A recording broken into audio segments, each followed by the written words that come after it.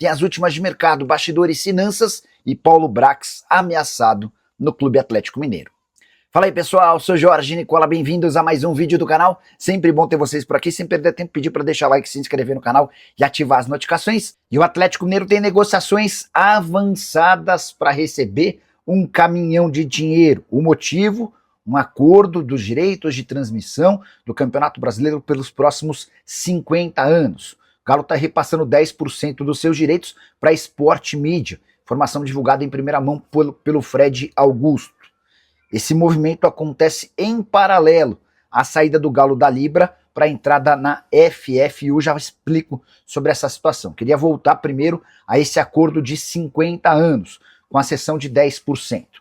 Esse acordo prevê direitos de transmissão de TV, além de placas de publicidade. As cifras envolvidas não foram divulgadas e é mais uma intenção, mais um andamento, encaminhamento do Atlético em busca de novas receitas. Galo que vai receber nos próximos dias um aporte de muitos milhões de reais de Rafael e Rubens Menin, com a intenção de diminuir as dívidas bancárias. Sobre a saída do Atlético da Libra e o acordo para FFU.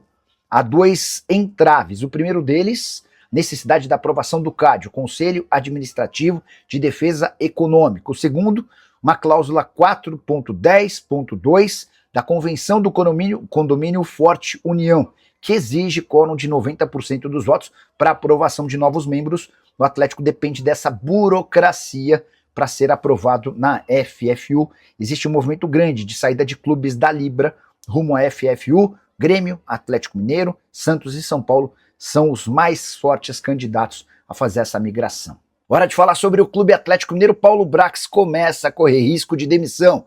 O CSO, ou o homem forte do futebol do Galo, tem sido muito criticado por conta da falta de resultados. Nesse sábado, derrota para o Vitória por 2-0 em Salvador. O time tem só 5 pontos em 18 possíveis no Campeonato Brasileiro.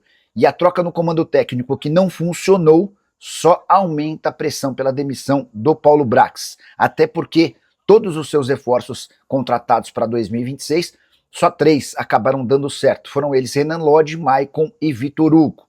Desde que foi contratado pelo Atlético, Paulo Brax trouxe 18 contratações e bem poucas acabaram dando certo. Eu vou citar a lista para você tirar suas próprias conclusões. Foram 3 laterais, Caio Paulista, Preciado e Lodge. 3 zagueiros, Juan Tressolde, Vitor Hugo e Ivan Roman. 5 meio-campistas, Alexander Renier, Maicon, Vitor Hugo e Tomás Pérez, além dos atacantes Biel, Dudu, Minda, Cassierra, Rony, Coelho e João Marcelo. Alguns desses jogadores já nem fazem mais parte do elenco atleticano. Para piorar a situação, tá viralizando um vídeo da Galo TV em que o Paulo Brax fala no vestiário e os jogadores dão quase nenhuma atenção ao dirigente. De 0 a 10, que nota você dá para o trabalho do Paulo Brax? Já usa o espaço para comentário e registre a sua opinião, beleza? Para sim, bora falar sobre a mais nova pesquisa envolvendo times de futebol que estão na primeira divisão do futebol brasileiro.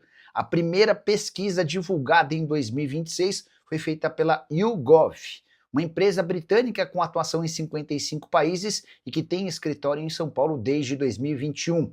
Ao contrário da grande maioria das pesquisas, essa escutou pessoas através das redes sociais e de forma virtual. Foram 48 mil entrevistas que apontaram o Flamengo como o clube mais popular do país, 21%. Seguido pelo Corinthians com 15%, São Paulo na terceira colocação com 10%, Palmeiras aparece em quarto e nono, com 9%, perdão.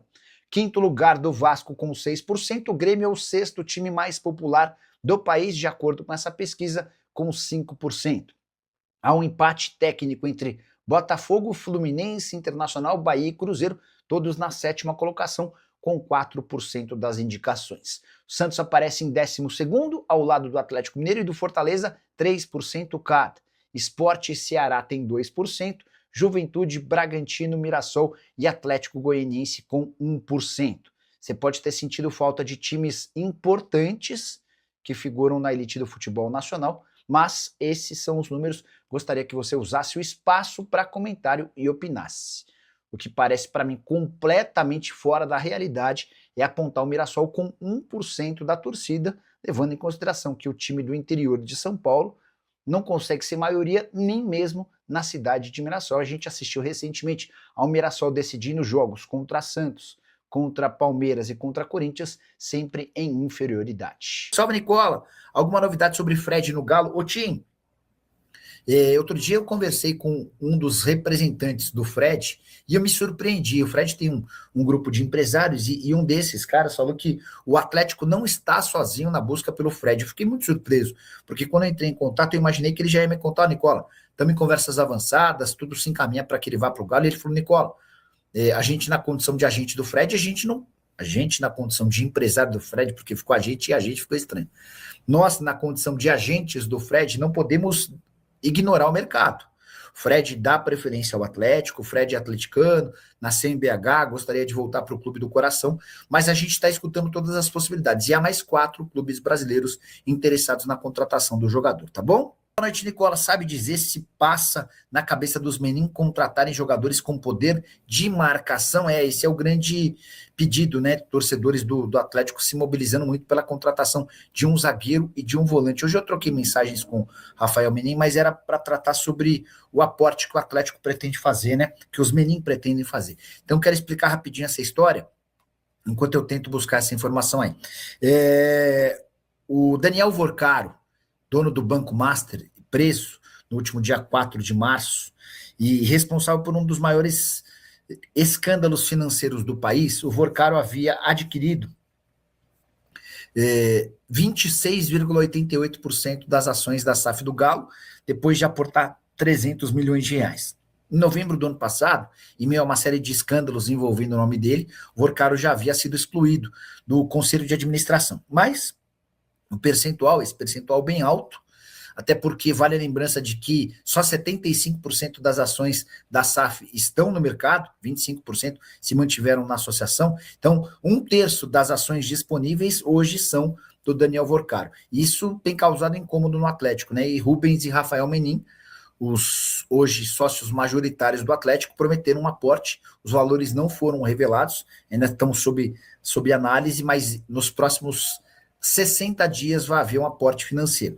Para diminuir o percentual do Vorcaro, essa grana deve ser utilizada, inclusive, para pagamento de dívidas bancárias, tá bom? Quero te explicar agora como vai funcionar a redução da participação societária de Daniel Vorcaro na SAF atleticana. Só para lembrar, Daniel Vorcaro preso num dos maiores escândalos financeiros do país. Ele é dono do Banco Master e acusado de fraudar o país em muitos bilhões de reais.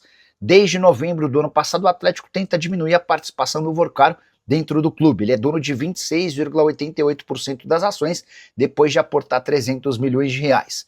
Em novembro, como eu contei, os outros acionistas do Galo já o excluíram do conselho administrativo. E agora, a ideia de Rafael e Rubens Menin, que são os principais acionistas, é de comprar um percentual que pertence ao Vorcaro para que ele tenha menos do que 5% das ações, tornando-se assim um sócio de pouquíssima relevância dentro da estrutura do clube. Hoje, Rafael e Rubens Menin são donos de 41,8% das ações. Não se sabe ao certo quanto eles vão aportar, mas certamente com esse dinheiro colocado à disposição, o percentual do Vorcaro cai de 26,8% para menos de 5% e certamente o percentual de Rafael e Rubens Menin será aumentado. A grana que vai ser colocada por conta desse aporte será utilizada de forma integral no pagamento de dívidas bancárias que hoje ultrapassam 600 milhões de reais. Fala galerinha, beleza? Mais um giro de notícia para vocês. Espero que você tenha gostado do nosso conteúdo. Não esqueça de dar like, se inscreva no canal, ative o sino das notificações para você sempre receber atualizações de mercado, bastidores e finanças, para você ficar sempre acompanhado de tudo que está sendo falado, especulado, informado, para você não perder nenhum conteúdo. A gente encerra a nossa edição desse vídeo por aqui. Um grande abraço para você e até o próximo vídeo. Uhul!